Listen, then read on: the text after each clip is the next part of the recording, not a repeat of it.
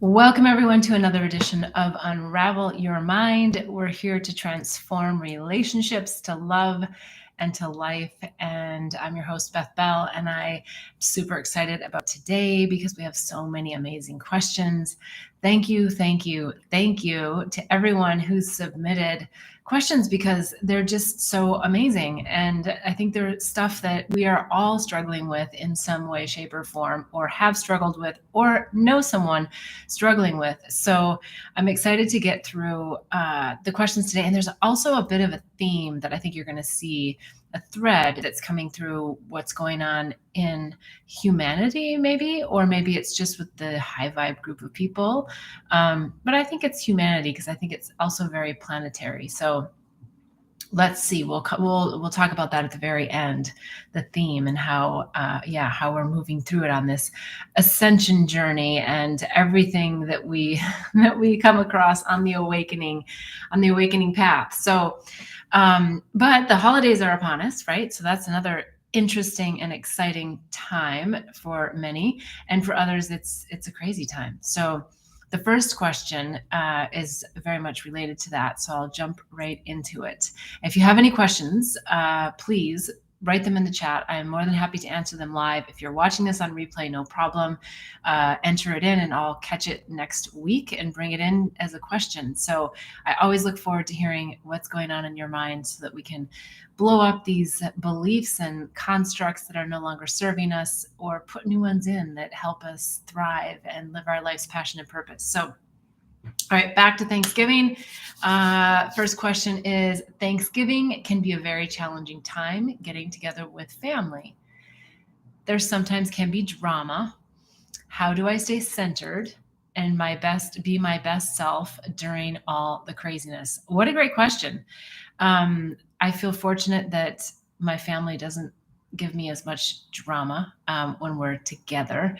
But I understand that drama is a really tough thing during the holidays because everybody's bringing not only like the programming of their families, and they're all, working with the same program with a different lens, right? So everybody's got their thing.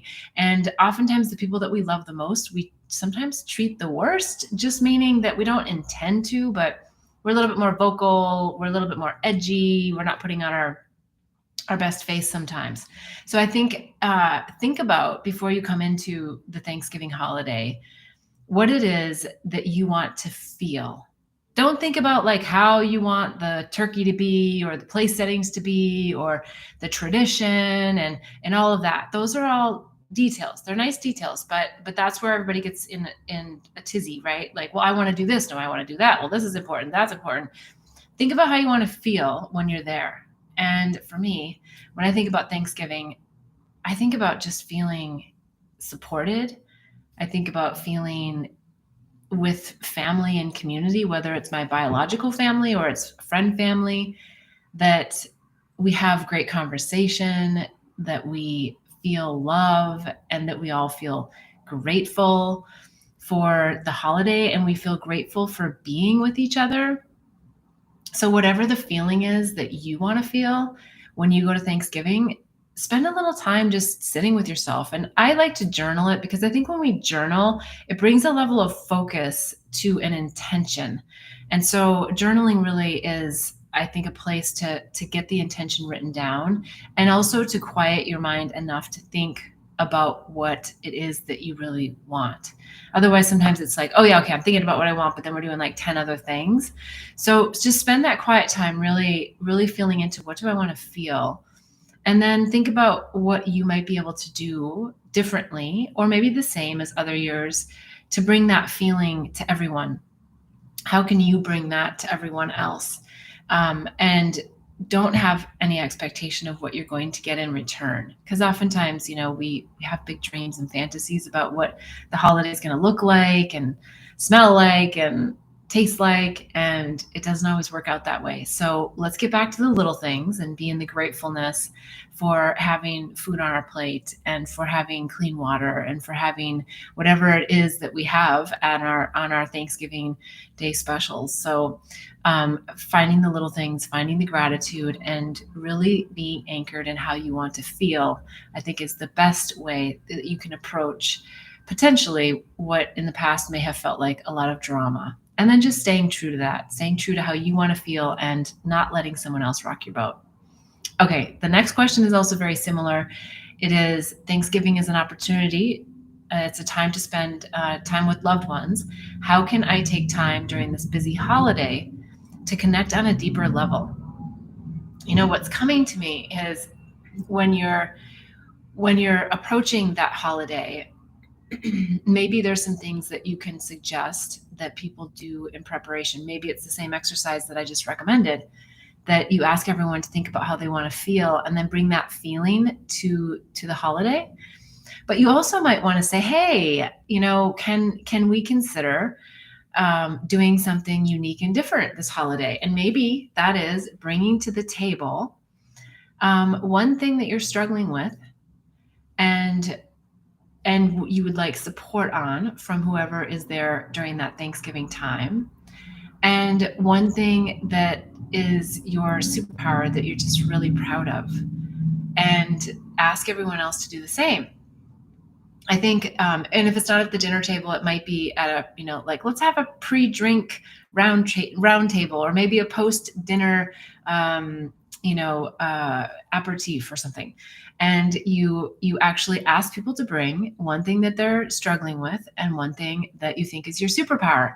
Because what we might find is, number one, that we had no idea that a loved one is actually struggling with something because they're not telling us. And this might just be that prompting that they need to just share what it is. Now, I say that, and I also would like to just add that maybe you put some parameters around it, that like the share is only going to be like, 5 minutes or something. I mean, I don't like to put time frames on it, but we also don't want it to like spiral the whole group into like a crazy place either. So we don't want someone to go on and on and on about what they're struggling with, but just like come with something that's like really succinct, like, here's what I'm struggling with. And maybe it is that I'm single this holiday again, and I love being here with all of you, but I'd really like to have a significant other by my side, and I'm struggling with that. And being vulnerable and sharing that with the group that you're with, I think can just bring, so much more love and support back to you. And not that, yeah, okay, so that's one. And then share your superpower, because your superpower might be something that helps someone else's struggle, right? And so maybe your struggle is, I really need someone to help me make changes to my website. Like, maybe that's your struggle, right? Maybe it's not an emotional struggle. Maybe it's just like a logistical struggle. And maybe somebody sitting around the table is like, oh my gosh, I do that, or my best friend does that, or whatever. And it could be a close family member, and you just didn't know that they had that skill set. So I think bringing that to the table would be really, really great. One struggle and your superpower. One superpower. I'm sure you have many. So hopefully that's helpful to help the dynamic and to bring some fun into the conversation. One other thing comes to mind actually is, this one's a bit of can be a rough one. So you'd have to feel into whether this really works for you, but maybe this is when everybody's really comfortable with each other, and maybe you've already had some vulnerable moments. But one of the exercises that I had happen at a friend's house was, they said, okay, we're going to go around and everybody share one thing that you don't want anyone else to know. And it was like, and you're asking me to share this? Excuse me. And we did. And I found it to be really a beautiful sharing. And so, that could be something that you use during the holidays as well. But usually people are less apt to want to get into that kind of discussion unless you already know that it's a safe space, right? So that's really important to make sure that if you're going to approach something that deep, that you have a safe space. So that's just another side note as to how you might go about making the holidays a little bit more conscious and connected. Okay, question number 3. I have been married for the past 20 plus years. However, before this, I was married for 3 years to someone else. it was a mistake, but I feel badly about asking for the divorce. We haven't spoken in 23 years and I have been feeling like I want to reach out to apologize and clear the air. She seems like she is happy, but she is the grudge type. So I'm not sure if this is something I should approach. Did too much time pass to start all that up again? Ooh, I love this question. First of all, dear heart, I'm so glad that you're asking it, because it means that you're deeply reflecting on yourself and your relationships, and you're peeling back so many layers, especially even if it's like so long ago. And the fact that it's still a little bit heavy on your heart and that you're willing to approach it, I think is just an amazing thing in and of itself. So first of all, yeah, kudos for that. What comes to mind on that is so many things. One, I would write a letter. I wouldn't send it. I would write a letter. I would write everything you want to say, because I know that when I write something, I can really be deep with myself, because sometimes when we talk to people, there's emotions, there's unpredictability, there's time, like if we actually get somebody on the phone. But if you write, you've got it all laid out, like what you would actually say. So that would be step number one. Step number two is I would really feel into that healing heart that I feel like you have or desire around that relationship, and just feel into what would that feel like if I had that conversation and she was receptive, not her old grunge self, but she was receptive. Like what would I feel like? How would I feel? And just really feel into that. I know sometimes that can be challenging because you're not there and it's not happening, but it's more than imagination. It's really about healing your own heart through that process of being like, wow, if I was able to express myself and she said, thank you for contacting me. Thank you for reaching out. Thank you for caring. Thank you for wanting to clear this. Thank you for wanting to make sure that I'm okay. Thank you for seeing me. Thank you for doing the work. Like, if she were to say all those things to you, like, how would you really feel? Like, it almost brings tears to my eyes, because I think, wow, I would feel really great if someone said that to me after writing them a letter. So that's step number two. Just feel into what that outcome would feel like. And then step number three is I would throw it out to the universe and ask the universe, show me signs if the timing is right for me to reach out to this person.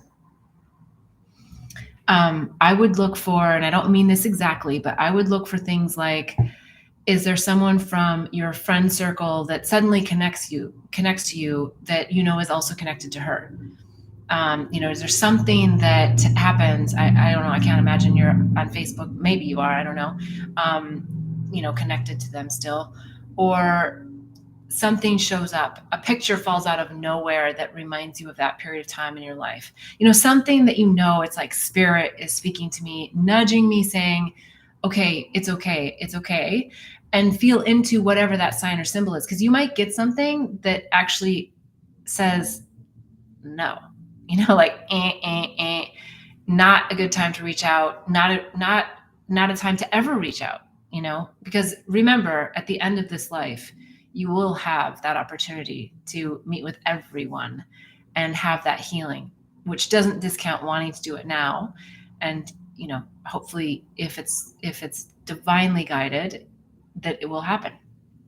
But number four, I think, and this is just what's coming to me, is if in fact you got all the hits that said, yes, I should reach out to this person, then, and one other tool about this, like if you're not feeling like you're getting clear signs, I would take 5 days and say, for the next 5 days, before I go to bed, I'm going to ask the question, is it an appropriate time to reach out to, and put their name, ask the question, fall asleep, and when you wake up in the morning, is it yes or no? Like, what is the first thing that comes to mind, yes or no? So then if you get 3 yeses, obviously you don't have to do the full 5 days. But if you don't, then do the 5 days and see which one comes forward. And that also can help you answer that question. Another tip, and these are tips we can use for lots of questions that we have, is I like to muscle test. I do this actually so many times a day, I don't even realize it. But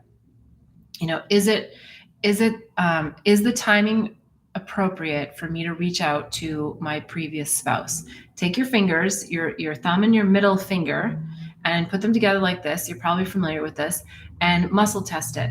So you can start like just testing this yourself. Like, my name is Beth, and it just naturally my fingers just stay together because that's true. My name is Pineapple, and they just go apart. I know you might be watching. If you haven't done this, you got to try it yourself, and you have to practice just a little bit. The best thing is when you just get the mind out of the way, and that's the practice. So maybe it won't work on the first couple of tries, but keep trying, because you will start to get from your higher self like yes or no, yes or no. And that helps me a lot. In fact, I use it so much that I can now just use the mental image of my fingers, and I don't always have to come to do this, but sometimes I still come back to it because it's helpful to just, if I'm really in a tizzy and I just can't get that clarity in my mind's eye to see my fingers, then I will use my actual fingers. So that's just another tip. Okay, so number four, you've been married for 20 plus years. And so it would be really important that you have a conversation with your current spouse about the journey that you've taken and why you feel so compelled to want to reach out. I would highly recommend it. I don't think you have to do it. I think you need to feel into if this is right for you and your spouse and the dynamics between you and your spouse. In some cases you may feel like you don't need to, that your relationship is close enough and that you just really want to have this conversation. But I think what's hard sometimes is that when the spouse finds out something like this later, because if you're scared of the confrontation or you're just apprehensive about what that person's reaction is going to be, I guarantee that their reaction is going to be 10 times if they find out later, like if you don't bring it to them, right? So that's the trick, is that if you are not sharing it with your partner because you are concerned about them hassling you or them pounding on you about it or whatever, those are not the right words, but you know what I mean. Then definitely have that conversation before you reach out, because it's going to come back 20 times the power and the strength and the chaos, and it's going to create harsh feelings. And so you want to avoid that. But if you know that like your partner would be like, yeah, no problem, of course, if you just know that innately within yourself, then don't worry about asking them or having that whole long conversation, because it might not be something that they need to have in their own sphere. All right. Hopefully that was helpful. I know it was a long answer. It's just what came out, those 4 steps. Tell me in the chat if there's anything else that you want to know about that, if that was helpful, or anyone else that's listening, even if it wasn't your question, let me know what you think. And let's go to the next question. Okay. So number 4, I like this one. I like them all. Hormones and happiness. I woke up feeling so down, so stuck, so unhappy, so not where I want to be in life. My brain kept going negative, and I had to consciously say no to it and try to consciously think positive thoughts. But it felt like digging through sludge to even try to think them. Not sure if this is hormones, but because when it lifts, there's no need to have to consciously think positive. I just am positive. And nothing in my life has changed. If it is hormones, what do we do about this? How do we crawl out of a negative hole? Is this creating new neural pathways, positive thinking habits? It feels super tough. Thank you for the vulnerability and the question. I think so many people are dealing with a similar situation, and I'm going to take it just maybe one step above the hormones.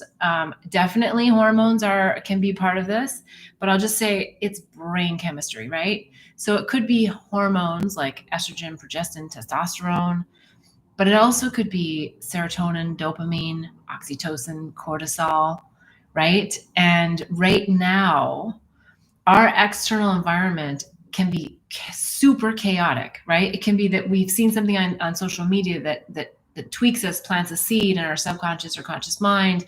We go out, we see something, Even if it's homeless people yelling, right? It has an impact on us. And so what's important is that we go in and we scrub our minds in a really soft, gentle way, which is often achieved through meditation, right? Quieting the mind to just get in there and just start to feel within ourselves the peace, joy, and love so we can project it out. Now, saying that, I know exactly what this person is talking about. I have had it happen to myself where I'm like, there is no reason I should be grumpy right now. And honestly, for me, there is a lot of hormonal adjustment. I'm also at an age where hormones are like, but teenagers are also like, They're just at a high level and I'm at a low level, right? And when it comes to hormones like estrogen, progestin, oxytocin, dopamine, serotonin, they're very much about our environment. It's brain chemistry. Sometimes there's just something that's off. And sometimes it's planetary, right? So I think you're doing the right things by having the awareness around it. And I think that you can take supplements.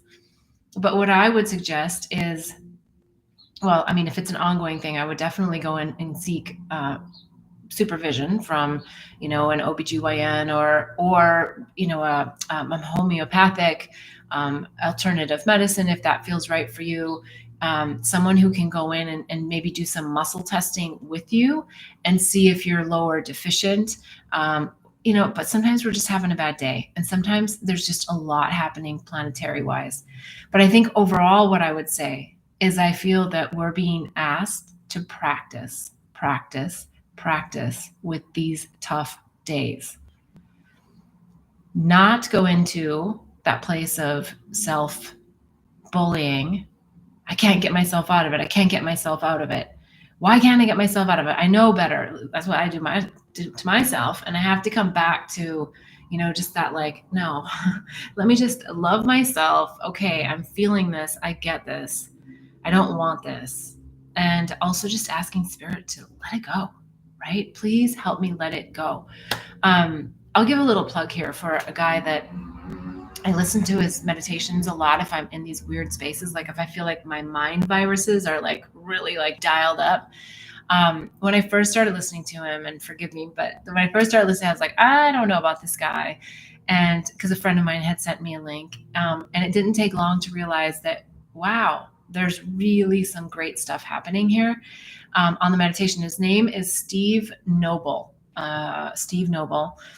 He's got lots and lots and lots of videos and meditations, and I find them really helpful. I can put the link in here too. So you might find that he can help switch.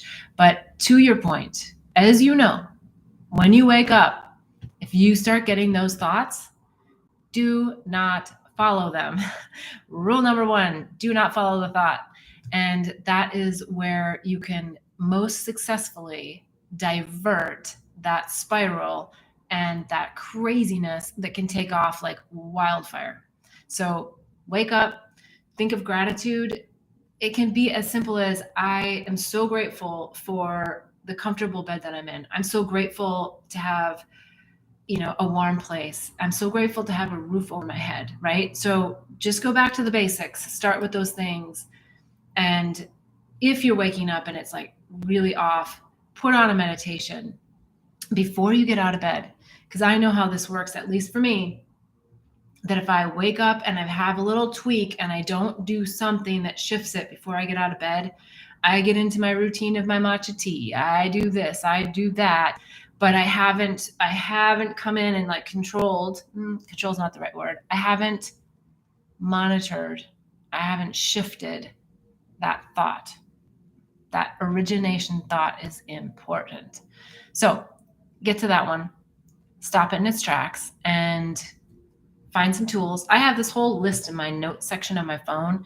It's like morning meditations, evening meditations. And then I have little sections like, okay, I'm feeling lack. I need to do this. I just need a pick me up. So here's this. And so I don't have to, constantly search for stuff. I just have sort of my go-to ones. So you might want to create that list if you don't already have it. So it's easy when you wake up and you just go, okay, go into the morning list, go into the Maybe it's Abraham Hicks, right? She's always good. She's got those great rampages. Oh my goodness. That'll help shift you right away. But you got to do it in the first few seconds of you recognizing that your eyelids are popped open and you're not having the thoughts that you want. Okay. Next question. How do you make or keep real connections in our increasingly virtual world? I think the really obvious answer is get off your screen, right? Get off your screen. I have to tell you that recently, well, I've got some other problems, which maybe I'll share later in the video, but that I know is making me extra sensitive right now. But my right hand, where I hold my phone, is energetically compromised. I know that sounds crazy, but it's just, I have a weakness right now on my right side of my body. And when I get this inflammation, I get really sensitive to my body and also to the external world. And I can feel the radiation. I don't know if it's radiation, but I can feel it coming into my hand. And my hand is almost like, I don't want to touch it. So I'm actually reconsidering now setting my phone somewhere else. I'm reconsidering not spending so much time on our virtual systems. And the other thing that's just so obvious is just pick up the phone and call someone. I find when I do that and I feel like, oh, I don't know if they're going to be like, what are you just calling me for? Because I feel like everybody expects you to write them and say, can you chat? Just call. Then you don't get in these texting things. And if you can't, they can't. Make a point to actually call people as opposed to be on. I also find that social media, I just don't look at it very often. I know that's probably not so great for what I'm doing in business. And I know I miss a lot of really fun and special things about my friends, but I just realized that I get into like doom scrolling if I do. And I would so much rather just tune in and be like, who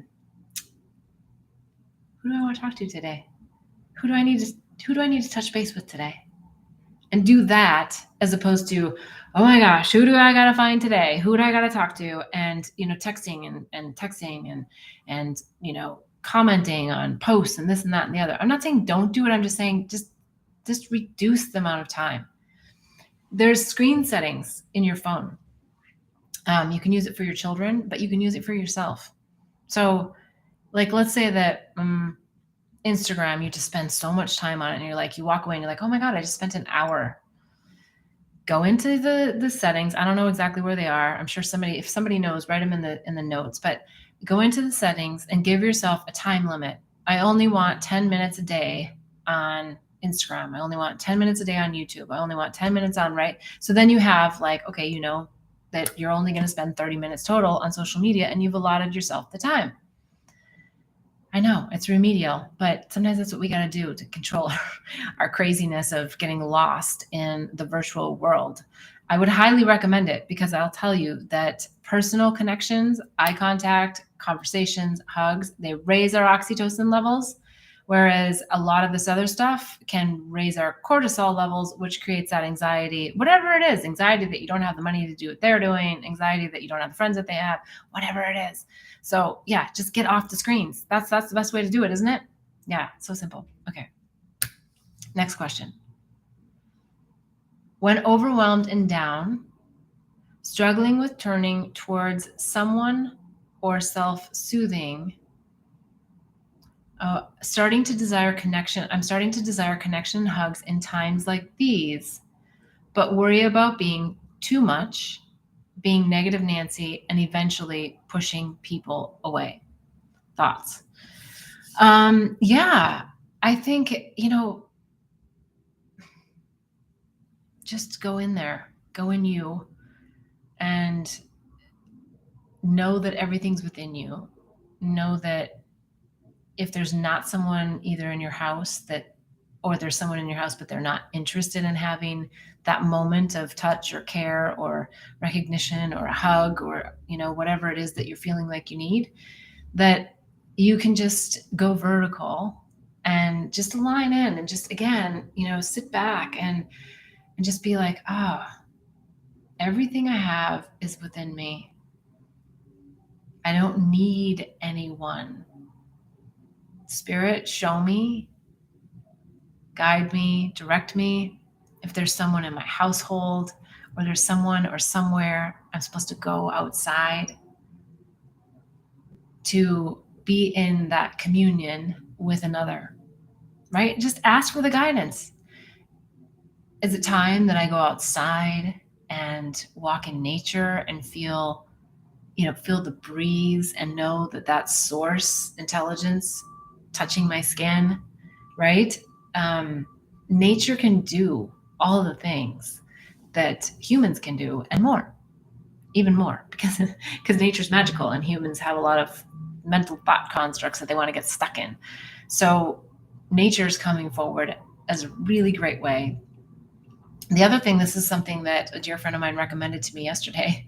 I haven't done it yet, but I think it was super brilliant, is get on the floor, put out a blanket, and she was recommending that you put some coconut oil on and you just roll around in the blanket and you just feel the sensation of the blanket, right? And just get the body moving, get the chi moving, get the life force energy moving.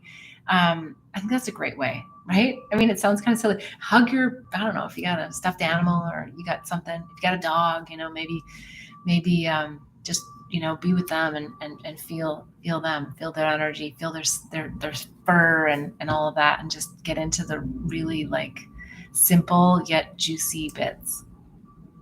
Okay, hopefully that's helpful. If anyone else has any other ideas, I always love to hear them in the chat too. So, all right, next question. I'd say the most pressing is about attachment. The most pressing question is about attachment. How to truly let go of this attachment to another person that is not rational or necessary. Why do I attach so deeply to one person and take forever to let it go, even when I know or trust it's for the highest good? And how do I never do this again? What is the switch that needs to happen to stop this attachment for another? What is the core wound of separation that needs to be healed, and how, once and for all? Okay, so many things here. Such a great question. I think we all have, well, maybe not all, but I would suspect that most of us here have had a situation where we've really become attached to an idea about someone, been romantically inclined or wanting something more from them and not getting it, or not being in alignment at the right place at the right time. What comes to mind about this is, first of all, recognize, and you've probably done this, but recognize what it is about that person that you love so much, because they are reflecting an aspect of you that you would like to be more in touch with within yourself. So what is it? Are they super creative, or do they do X, Y, or Z? And you're just like, oh, I just love that about that person. And then just go within you and say, oh, maybe that's a heed or calling for me to be more like that. Or that person, they're so grounded, they're so this, they're so that. It's like just seeing all of those elements of the person as elements of yourself that you actually want. Because when you're projecting this kind of attachment to someone, you think that they have something you don't. Otherwise, you wouldn't be attached to them. Otherwise, you just be like, yeah, go on your merry way. I'm doing my thing. You're doing your thing. So there's a great lesson there, which I'm sure you know, and I'm sure you've dug into them, but go very specifically about the characteristics about this person that you love, because there are aspects about yourself that you may be missing, or that you may need to want to accentuate about yourself. Or they may be things that you just want to honor about the other person.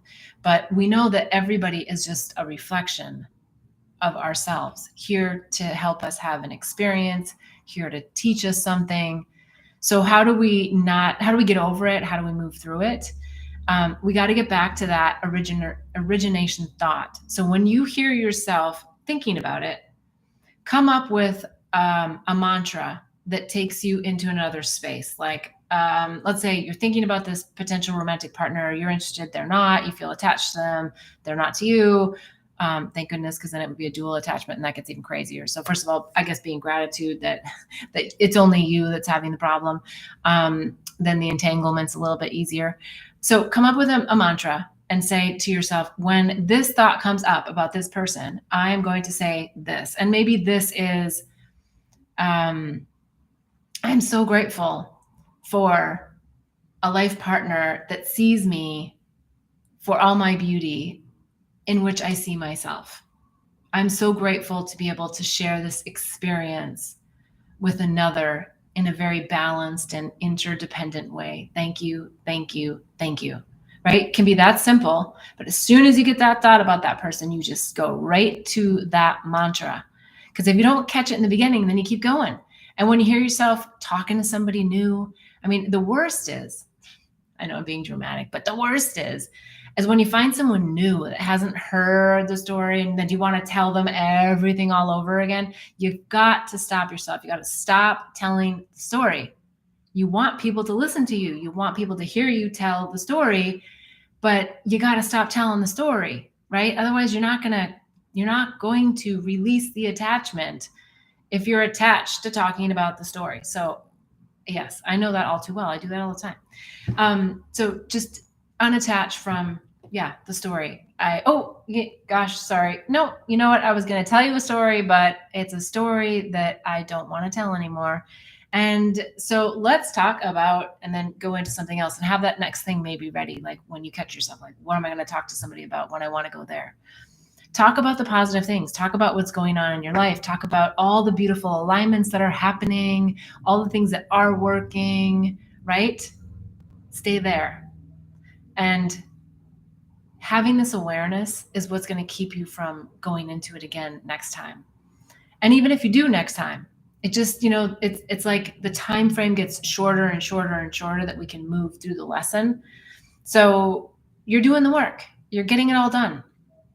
You're zipping it up. And you know what? You might get tested with one more. I mean, I find that when I have actually broken through something, that I still get tested one last time by the universe. And it's so frustrating because I'm like, dang it, I thought I did this already. I thought I moved through this. So don't fall into the disappointment when it happens one more time, because you're going to get yourself out like that. You're going to be like, oops, I did it again. I don't know who sings that song. So hopefully that's helpful. It is actually simple, as you know, but it's not so simple when we're in the emotion of it. So stay out of the emotion of it, which means that you don't tell the storylines and you have a mantra that shifts you into a different story. You talk about all the things that are working for you, and then poof, that storyline starts to fade away. But if you keep it alive, it's going to stay alive. And when you keep it alive and you tell it to somebody else, they're going to keep it alive for you, because they're going to ask you next time and the next time. And it's just a circuitous loop. So just stop it. Bob Newhart, just stop it. On Mad TV. It's a fun video if you haven't checked it out. Okay. Next question. Where was I? My trust and knowing are really shaky right now. I was so clear on so many things, and then it just all crashed a couple of weeks later. Whatever happened astrologically with the eclipses and the Israel war, etc., something big shifted, and I and many people have been struggling since. What is that about? And what can we do to release these darker, negative energies that are holding us back from pure love and light and our missions? Well, first of all, what comes to mind is don't give energy to anything holding you back from love and light and your purpose. The more energy you give to it, as you might have read in my story, I don't have my book right here, but Angels, Herpes, and Psychedelics, Black Magic, there's a whole section on Black Magic. So the more energy you give to a concept or an idea, the more it's going to show up. It's basic law of attraction stuff.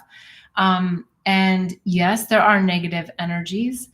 The way to work with them is to recognize them and to also know that it's sort of that yin and yang, and the dark and the light is a dance together.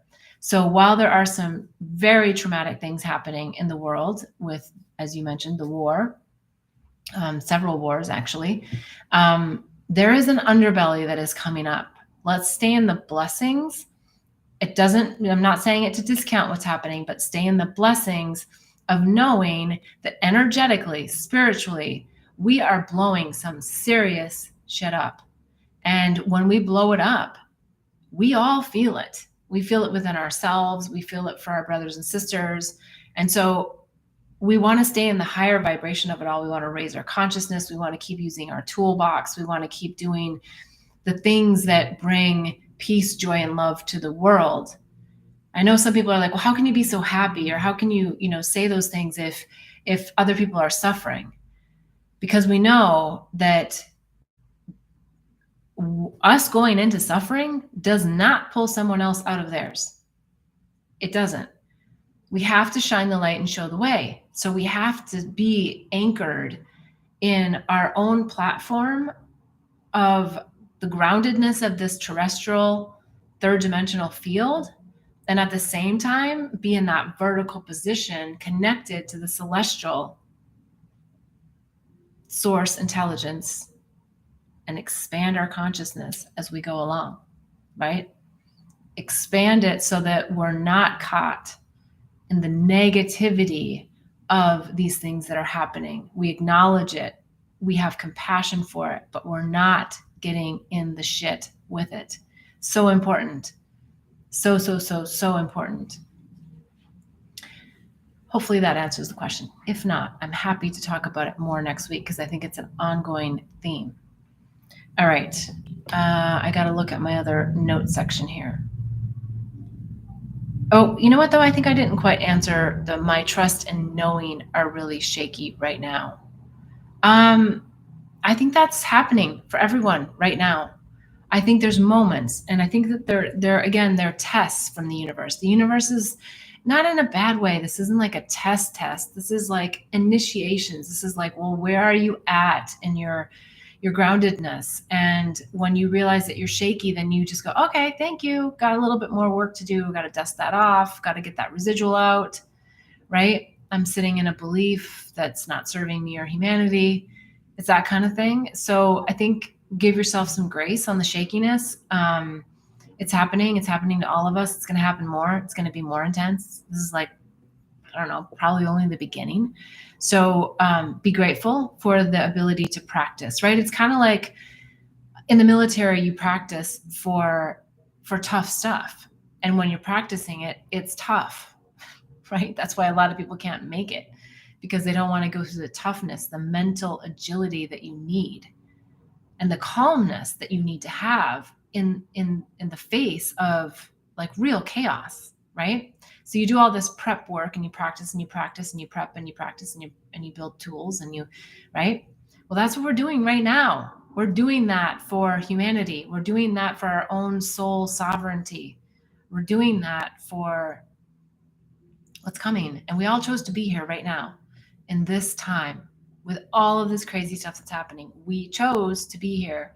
So, sit in it safely, meaning like don't sit in it in a way that you're wallowing in any of it. Sit in it in a way that you're acknowledging it and you're thanking it and you're allowing it to move through you, not take you over, not keep you stuck, not sit you down, but just move on through. So hopefully that clarifies a little bit more. All right. Next question. Time check. Ooh, we're down to the hour here. When both individuals in a fairly new relationship, for example, under 1 year, with each possessing different types of addiction owing to childhood trauma or abuse, could the relationship mature while the individuals work on their own process expressions of trauma, which is deeply embedded in their psyche? This is a juicy one. I love it. And I want to say, absolutely you can. Absolutely. Sometimes it's the juiciest place because we attract people in our lives based on chemistry, and that chemistry is often the core wound, right? That we share a core wound and we're there in relationship to reflect it back to each other.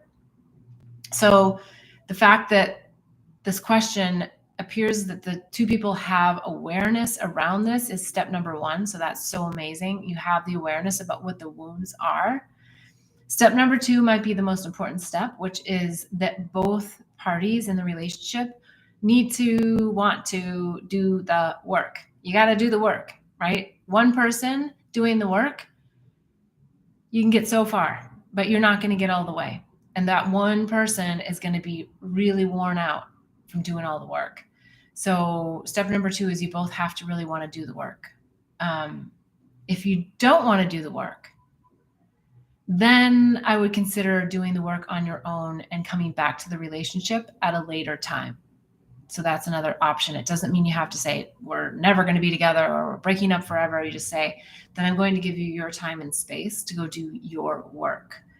But if you ignore it, you ignore the work, you ignore that you know you have these wounds, you band-aid it, right? Which means you just go along your merry way because you're enjoying the companionship, but the intimacy is volatile because you're not vulnerable with each other because you haven't worked through the wounds.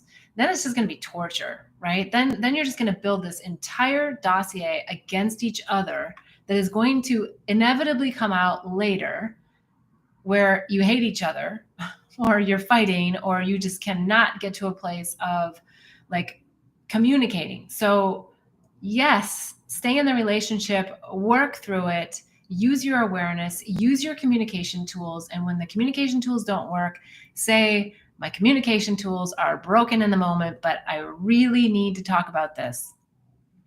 Or find a very trusted, high vibe, highly conscious person that can guide you, not a friend that's going to keep you in the drama, and look for that support.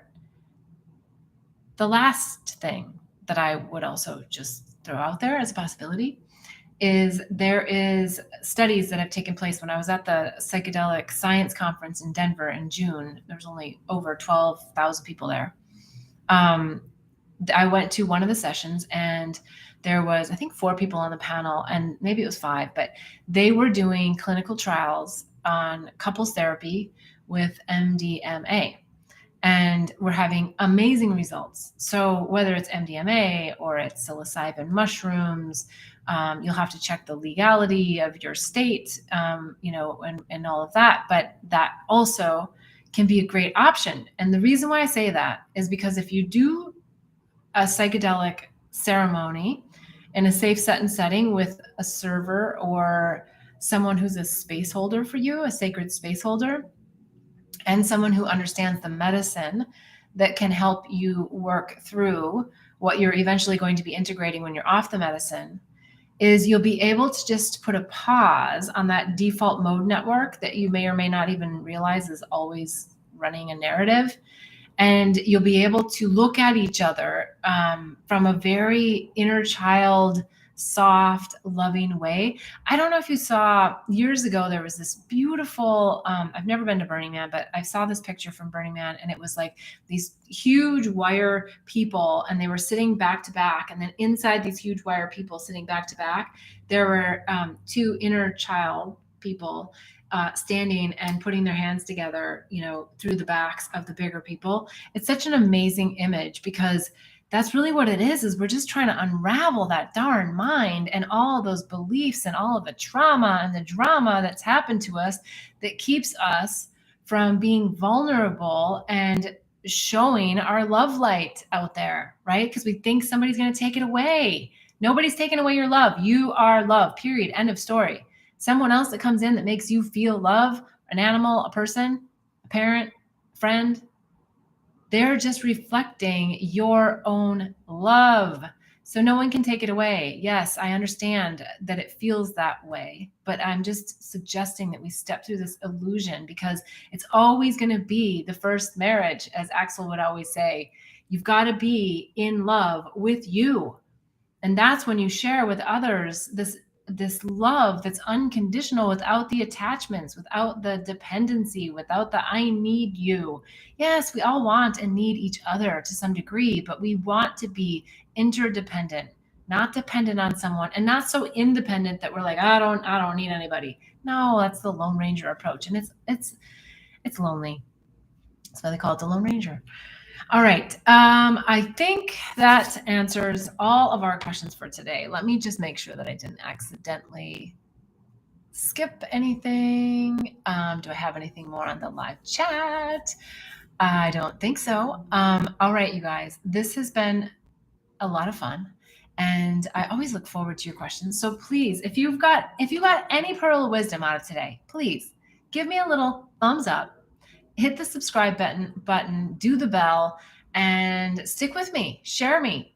Tell your friends. I love doing this. I love providing it. When two or more are joined together with questions and insights from our higher selves, we can exponentially impact what's happening on planet Earth right now, raise the vibration, expand our consciousness, and ultimately awaken.